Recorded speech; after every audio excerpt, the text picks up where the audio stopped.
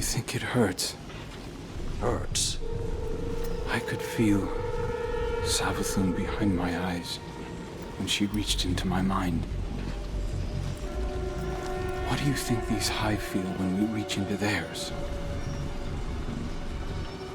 I also find the Scion's methods unsettling, but they can uncover Savathun's plans more efficiently than I ever could. Better to just put them out of their misery. Keitel believes these Hive might hold deeper secrets. Do not make the mistake of thinking these things deserve your sympathy. Even though they have the light. Maybe you were the wrong person to put on this assignment. They may be our enemies, but this feels like a new low for the Vanguard. For Zavala. Watch your mouth. You New Light sees Zavala as some toothless diplomat, but you wouldn't believe what he's sacrificed to become the man he is. Someone who will make the hard choice, and make sure his people understand why. And I can't wait to hear the speech about all this. You want a speech? Today the Vanguard did what had to be done. Mercy prevailed. Speech over. Say it a little louder. I don't think this guy could hear you. This doesn't look like mercy to me. Then you're not looking hard enough.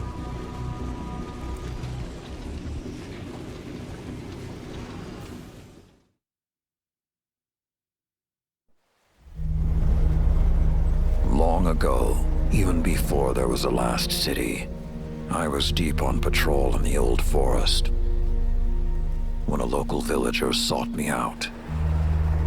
They asked me to catch a thief. I told them the Iron Lords were no mercenaries, but I saw their pride as well as their poverty. And they offered me a loaf of black bread instead of coin. I agreed. Just before sunrise, I caught my thief.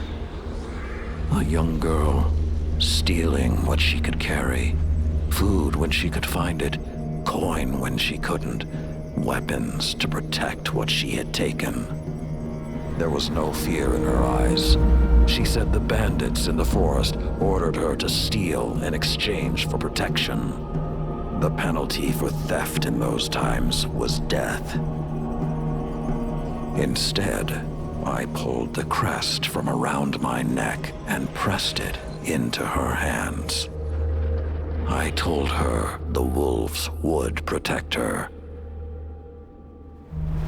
In a settlement rich with stolen supplies, I found the bandits and cut them down. 38 lives to spare one. And for a time, I believed that was mercy. Many winters passed before I found myself back in that part of the old forest. This time, no one sought me out. So I sought them instead. Wind blew through rotted wood and rusted metal where the village once stood. And behind it, graves. Then piled stones, then bare mounds of earth, and then a pit. My blood was high. I tore through the forest, hunting for those responsible. Finally, in a settlement rich with stolen supplies, I found her.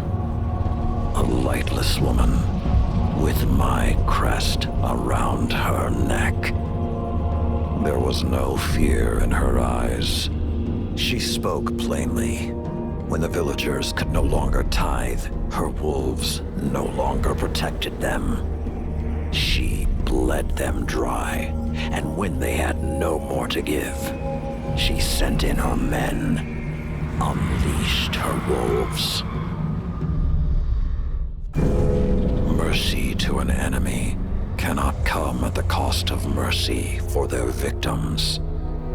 The right path isn't always easy to find.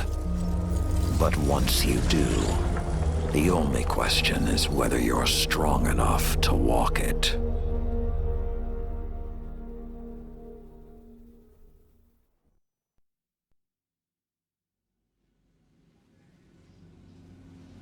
Consider that the next time you feel pity for our enemies.